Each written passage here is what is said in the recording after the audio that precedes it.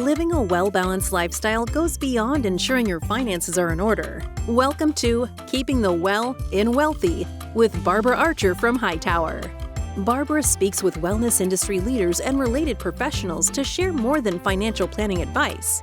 She addresses your questions about living a healthy lifestyle at any age. Learn how to gracefully maneuver life's challenges with support and resources to guide you along the way.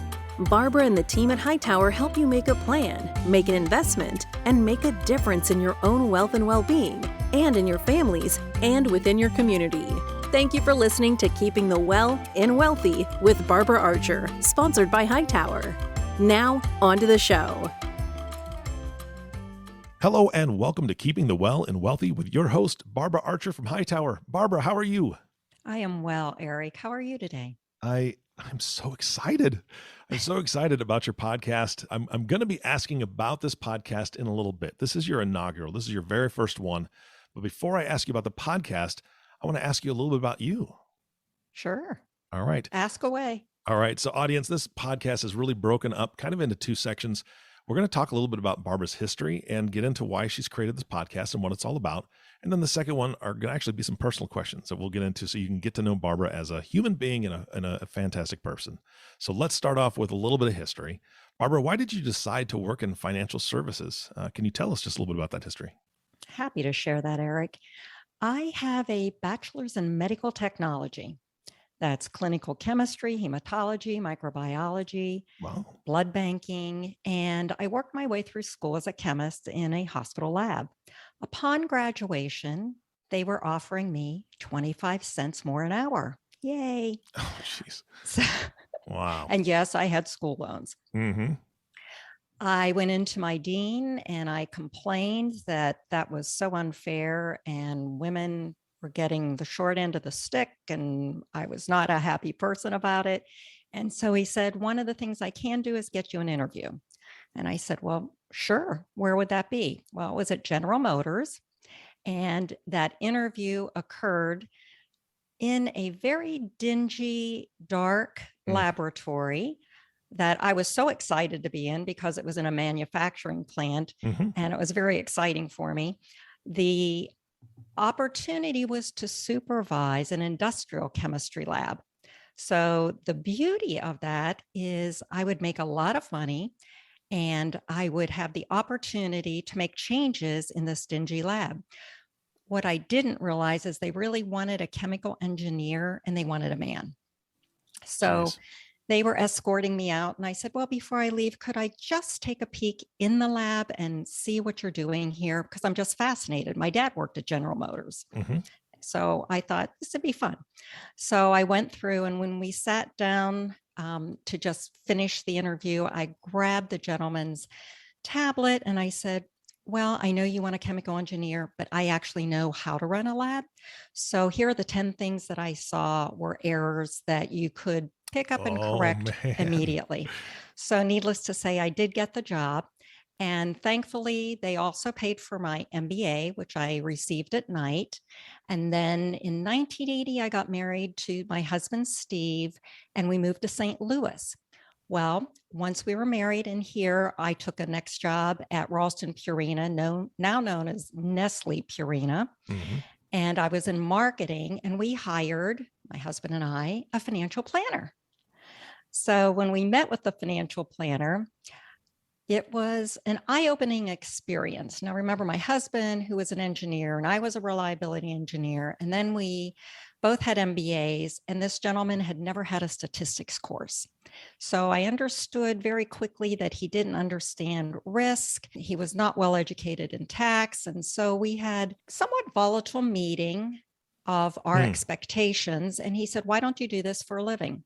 So it percolated for a little bit. And in 1983, I thought, why not? I'll give it a try. And if I'm no good, I'll get a real job again. So here I am. There you are. And I'm still enjoying it and very excited to continue doing this. Oh, that's fantastic. So I know that this podcast is really for all of Hightower, right? You're kind of doing this as a representative of Hightower. And I love that because other advisors are going to be able to use this information, glean a lot. You're going to have guests on the show. But before we get into that, like I said, we're going to talk a little bit about that. I want to know a little bit more about your practice specifically. Like, who do you work with, and what is your specialty currently? Well, Eric, thank you for asking. I will tell you, we work with intelligent, kind, generous, typically well traveled individuals and families. They're business owners, C suite executives, professionals. And I was our family's primary income provider. So we do have a special understanding of women in similar positions. Mm-hmm.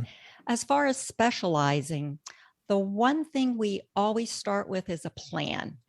And before we can even talk about investment strategies, we have to understand the family's financial, tax, legal, and relationship situations. Our thoughtful plans and our bespoke portfolios are customized to each family. So our specialty, I would say, are families in transitions. And if you know a family that's not going through transition, I think we had a little moment there before we started this. You're getting ready to move, right? Absolutely. I don't know any life that doesn't have transition of some There kind you in there. go. There My you go. goodness. Yeah, that's amazing. So let me ask you this. Who is your ideal client? I mean, you said you work with smart clients. You work with people that are kind of engaged. Is there anything that you would expand on when it comes to, I guess, the picture perfect client for you? I would say families where we share mutual respect and enjoy a culture of thoughtfulness and kindness. Our team is very generous and involved in the community. And I would tell you that our clients are as well. Nice. We really provide personal value, and our job is to make their lives easier in addition to financial performance. So depending on age, our friends come to us with investable portfolios of anywhere from 2 million to 50 million and more. Well, I'm still reeling from the story about GM, your boldness, because that could have gone one of two ways. And I'm so glad that it went the way it did, and you were hired, and the boldness that you showed in that. Somebody could have had their pride hurt, right? Very easily by you showing, hey, these are the things you need to fix. But the beauty of it is, whoever that was, they accepted the feedback and realized your potential and your boldness. And obviously that's why you were selected to do this podcast. And I'm asking you that next. Why did you decide to create this podcast? Well, very simply, we want to always help people through difficult situations in their lives. You mentioned that first job at GM. What I didn't share with you is there wasn't even a woman's restroom because there were no women, right? I mean, it's in the 70s and women didn't have those positions. So I've been through many transitions and challenges in my life, and so have many people on our team. Not only will we be bringing in leaders from different fields to assist us in giving some very professional advice, we will be adding much of our own experiences to these discussions. And we're looking forward to helping people gracefully transition or find the resources and suggestions for them for many different types of challenges. It could be with mental challenges, could be with family issues as far as questioning whether or not they should adopt or not, infertility. It might be anything from having a child that is being challenged with drug addiction. It could be caring for our family members, caring for your parents. I think we had a little comment once too about not only are we in the sandwich generation, it's kind of the club sandwich generation. That is a great way to describe it, because some people have parents, kids, and grandkids, and maybe even great grandkids if they're blessed, with 5 generations at once. And not only that, they're caring for them, and many times they're still working or they're involved in the community. And it's a lot to juggle. And sometimes it's just a conversation we'll have is, how do you manage stress? Yeah. Well, I tell you, I had listened to a podcast not too long ago. I wish I had paid more attention, because it was truly about helping people that are transitioning maybe into retirement, or they're already in retirement. They need to transition into a smaller home. And with us moving, we are having to consolidate some stuff. We are going into a slightly smaller home, but you mentioned my transition, and yes, we're moving houses. And they talked about getting a professional organizer to help with that transition. And we didn't. And boy, it's tough. But, I think about that a lot is what my parents went through when they retired and the kids are out of the house, and they don't need, 3 bedrooms worth of stuff. They don't need a living room and a family room worth of stuff. They went to a much smaller home, and it was easier for them because they were, they traveled a lot. But it's one of those things that we just don't think about. So I love the fact that you're going to be bringing leaders to the podcast and really, as your guests, delivering great information. So can you give me a sneak peek of, maybe a couple of those leaders, not necessarily their names, but what their roles are and what they're going to bring to it? Oh, sure. We will have some psychologists and some medical professionals. Nice. That are also authors. They have published on challenges that individuals do have with children having perhaps bad behavior. Other times it might be negotiating your way through the offerings if you have a disabled child. Another one could be is how do you find the right place for a parent? Is it assisted living? Is it memory care? When is the time you make decisions on taking over finances for them or taking the keys away from a parent, which is, you might not have had to do that yet, can be challenging. It can be anything from our own health. What are the best ways that we can take care of ourselves so that we can take care of others? Is it changes in our nutritional standards for ourselves? Is it a different way to find activities that bring us joy?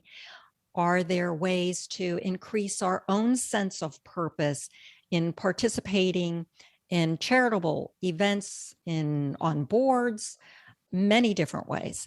So we will be covering quite a large list of many areas that should engage most of our audience, I would think, because there will be a day when you say, hey, that's me, or I need that. That's so important. And I didn't think of that. And where do I get that information? Absolutely. No, that's fantastic. And I know that there's a team behind you. We're not going to talk about the team so much today, but one of those team members, kind of like a little bird in my ear, said, I'm supposed to ask you about what you do in the community, because it sounds pretty amazing, but I haven't heard anything. She just said, you got to ask her. I said, okay. I've been on many not-for-profit boards, including the Girl Scouts of Eastern Missouri, the St. Louis Zoo, Mercy Health Foundation Board, and the Financial Committee. And I'm a past board president of COCA, that's the Center of Creative Arts. I'm currently active on the Zoo's Planned Giving Committee and on the St. Louis Symphony and the Children's Hospital Legacy Advisory Council. And we have a professional women's organization called St. Louis Forum, where I'm on the program committee, and I've assisted in securing some terrific speakers. So I would say our podcast guests are going to be just as exciting as many of our speakers have been. And I'm also on our club's membership committee, where I get to meet many new, interesting folks every day. Wow. That is a list. Holy cow. You are busy. Well, it's fun. Yeah. Well, that's good. And obviously it's a theme of giving back. I want to shift just slightly. This will be the last question of this section. But what is the business philosophy of Hightower St. Louis? Because that's where you're at. I know this podcast is for all of Hightower, but I really would like to know what your business philosophy is and kind of how it fits into that greater culture. Well, our team has a motto. It's make a plan, make an investment, make a difference.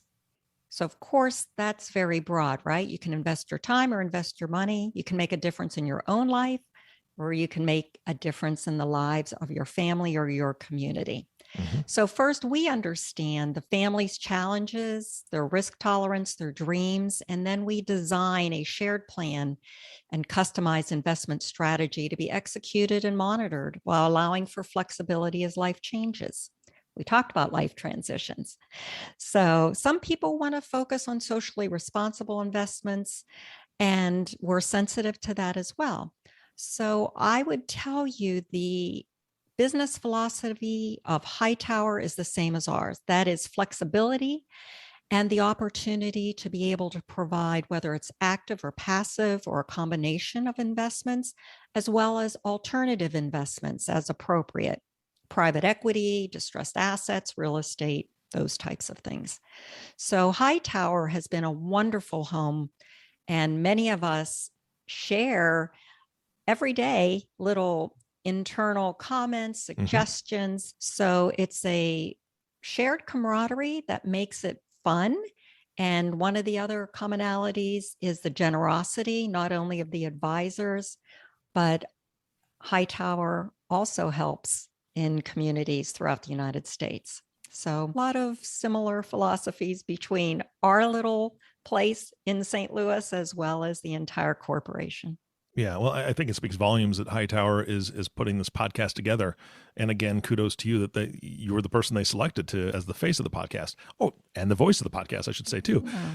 So I think that that's fantastic, and it's obvious to me that that's just another branch of them reaching out and giving, and you as well.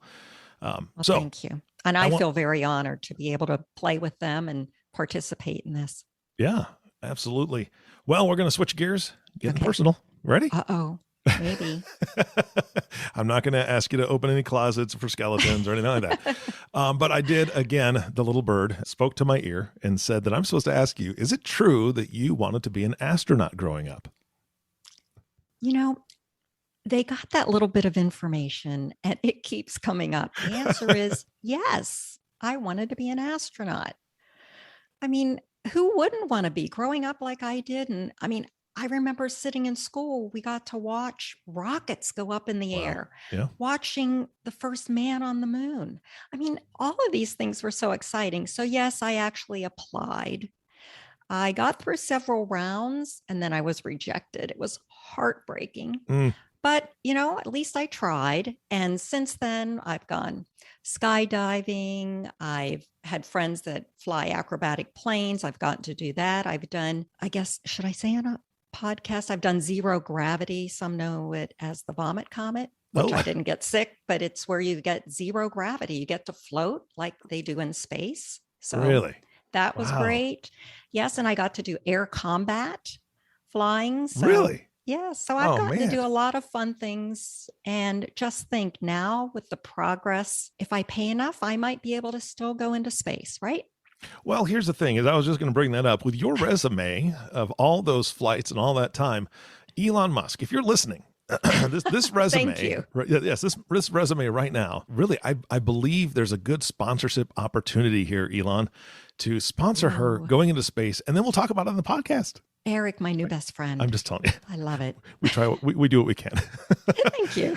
All right, Barbara, when you're not working, what do you do for fun? Oh, lots of things. I like adventure. So fun. Do you have time for fun with all those boards? We got to ask. I do. I'm trying to narrow down the things that I enjoy. I like to dance, golf, hike, travel, cook, entertain, read, watercolor. Lately, I haven't skied or scuba dived, but I do enjoy both. Oh, nice. And I'm recovering from shoulder surgery, and my next feat is to master pickleball. That seems to be a hot topic lately. So I'm like, I'll try that. There we go. So I like trying lots of things. And you've heard our music, right? So dance, I love Latin dance, especially tango. Awesome. That is great. Well, I do believe that you just gave a sneak peek to one of the future podcasts about pickleball, if I'm not mistaken. That's going to be part of one of the future podcasts. I remember talking about that a little bit off air, but we'll leave that for the surprise for the audience for later. Great. All right, Barbara, and this is a wide open question. If you had all the money you ever needed, and what I mean by that is you wake up tomorrow and your bank account literally says $1 trillion, $1 trillion, right in there. What would you do? What I'm doing now? Spend time with my family, visit friends, try new adventures, meet new people, learn new technology, continue to be service oriented like our Hightower team to ease burdens and enhance the quality of life for others. I have fun. I mean, this is what I do. Yeah. It's what gives me joy. Isn't that what it's all about? Yeah, absolutely. And with the boards you named, I know that you're very charitable with not only your time, but your finances. And so I'm sure that $1 trillion would go to very good use for sure. So we often work with people who have enough. And so what do you do with the extra? It's that legacy building. Right. It's the fun part. that's why I want to keep doing this. Absolutely. All right, Barbara, what's your idea of success? That's an interesting question. I can tell you in the past when I was younger, I might have said having a successful business, being recognized by Barron's or Forbes or one of those things that sounded so good when I was much younger. I would tell you my definition of success is enjoying the time I spend with my family, finding and making that time with my husband, Steve, for 42 years. We still put up with each other. Spending time with my children, Ryan and Kristen, who pursue their own paths. And actually, my brothers, I would say part of the success is having brothers that are participating in their own ways to help lovingly care for my 94-year-old mother in memory care. Wonderful. So that's success when you can maintain relationships through difficult times and share experiences and share time with friends and family. So success, and again, when I was younger, it was about the money. Yeah. Now it's about the relationships and the adventures. I think most people, when they're younger, think it's about the money because they think money equals freedom. And where it does, in a way, and that's what I know that you help people plan for that freedom all the time. But I really think we begin to shift that mindset and understand that time is truly the most valuable thing, and how we're spending that time. So I love that answer. Absolutely, it is. All right. I just got a couple more questions. Sure. This next one is, what is one thing you recommend most to clients, family, or friends? And this is wide open. Could be a pizza topping, could be a book, could be a movie, could be a philosophy. What do you got? Well, remember, I'm still a wealth advisor, so I have to tell you, and I've buried 19 family members. So I have to tell you that updating your titling, beneficiaries, and legal documents to make it easier for those you leave behind. It's one of the kindest gifts you can leave. No one wants to talk about it, but I do. And I think we'll be doing this on a podcast someday. It's my latest one is pre-plan whatever you want to do in the future. I mean, my husband and I bought our cremation packages because they'll pick us up anywhere in the world and send the box back to the kids. Well, there you go. So yeah, I know. Some people think it's morbid. To me, it's just really good planning. Well, and the thing is, I like the way you phrase it. It's one of the most thoughtful things that you can do for somebody else. It is kind of a quote unquote I'm using air quotes on a podcast, quote unquote morbid topic, but it doesn't stop it from being reality. Just because we don't want to talk about something doesn't mean it's not going to happen, right? So I think it's again, that boldness that you have comes out, and just get in there and talk about it. Let's go. So I love that. All right, this is my favorite question. I'll save the entire podcast. Barbara, you seem to be an open book anyway, so maybe there isn't anything, but is there one thing you can tell us that most people don't know about you? Besides never having been a blonde? Okay, now I've got to go really far back to think. I mean, everyone knows everything about me. I'm pretty transparent. I was a finalist for the Miss Teenage Pittsburgh contest because I was looking for scholarship money. Well, I got far enough. I got a little, it wasn't much, but I didn't win. Every little bit helps, right? With education, especially nowadays. That's right. But that's probably the strangest thing that I can think of because, all the other strange things that maybe, and there's maybe some that shouldn't be on a podcast. Okay. We'll leave those off the podcast then, for sure. All right. Well, as we wrap this up, one more personal question, and then we'll ask a little bit more about the podcast. What is your proudest achievement? If you had to tell me the single most proudest achievement you've got, what is it?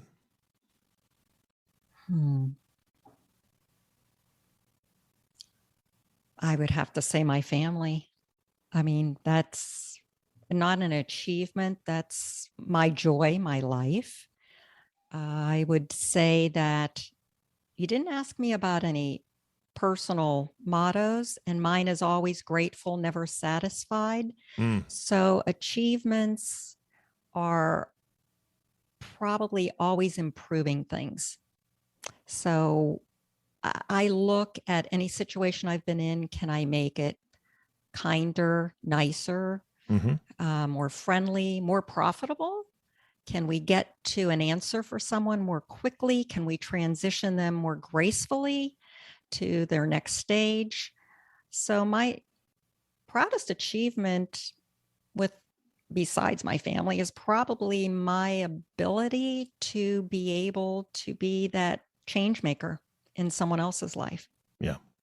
Well, I would say with somebody with 42 years of marriage, that is an achievement, because I'm at 29, and so I haven't gotten to the 42 stage, but it's not easy, and family is an achievement. So congratulations for that. And yes, I know that you're a change maker just by the few times that we've spoken. So I'm excited to be a small part of this podcast with you. I'm so excited of the things that you're going to be doing on the podcast. And I loved the motto, but now I forgot it.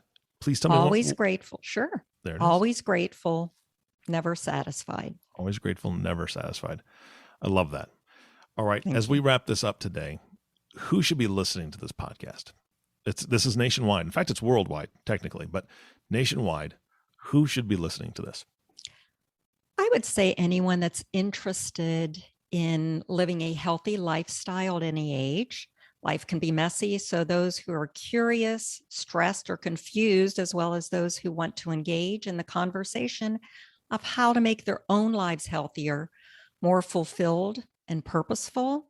We will be addressing challenging life issues as well as fun current topics by providing resources and guidance from those industry leaders we discussed to help reduce stress and provide happier outcomes by keeping the well and wealthy.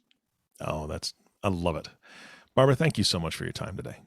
Well, thank you. It was a pleasure. Look forward to speaking with you again, Eric. Me too. And of course, we want to thank you, the listening audience. Thank you so much for tuning in and listening to Keeping the Well and Wealthy with Barbara Archer. If you have not subscribed to the podcast yet, which I know you haven't because this is the very first one, please click the subscribe now button below. This way, when Barbara comes out with a new podcast, it'll show up directly on your listening device. This makes it really easy to share these podcasts with your friends and family. And a lot of the topics she's going to be talking about with her guests are things that you and your friends are most likely talking about right now. Because I know my friends and I are all talking about what it feels like to be almost 50. So those are one of those things that, I remember that day. Right. Yeah. We all chat about that. So share this podcast with your friends and family and open a discussion because it'll be fun. Again, thanks for listening today. For everyone at Hightower, this is Eric Johnson reminding you to go out in the world and make a difference. We'll see you next time. Thank you for listening to Keeping the Well in Wealthy with Barbara Archer, sponsored by Hightower. Click the follow button to be notified when new episodes become available. The information covered and posted represents the views and opinions of the guest and does not necessarily represent the views or opinions of Hightower Wealth Advisors. The content has been made available for informational and educational purposes only. The content is not intended to be a substitute for professional investing advice. Always seek the advice of your financial advisor or other qualified financial service provider with any questions you may have regarding your investment planning. Hightower Wealth Advisors is a group comprised of investment professionals registered with Hightower Advisors, LLC, an SEC-registered investment advisor. Some investment professionals may also be registered with Hightower Securities, LLC, member FINRA and SIPC. Advisory services are offered through Hightower Advisors, LLC. Securities are offered through Hightower Securities, LLC. This is not an offer to buy or sell securities. No investment process is free of risk, and there is no guarantee that the investment process or the investment opportunities referenced herein will be profitable. Past performance is neither indicative nor a guarantee of future results. The investment opportunities referenced herein may not be suitable for all investors. All data or other information referenced herein is from sources believed to be reliable. Any opinions, news, research, analysis, prices, or other data or information contained in this presentation is provided as general market commentary and does not constitute investment advice. Hightower Wealth Advisors and Hightower Advisors LLC or any of its affiliates make no representations or warranties expressed or implied as to the accuracy or completeness of the information or for statements or errors or omissions or results obtained from the use of this information. Hightower Wealth Advisors and Hightower Advisors LLC assume no liability for any action made or taken in reliance on or relating in any way to this information. The information is provided as of the date referenced in the document. Such data and other information are subject to change without notice.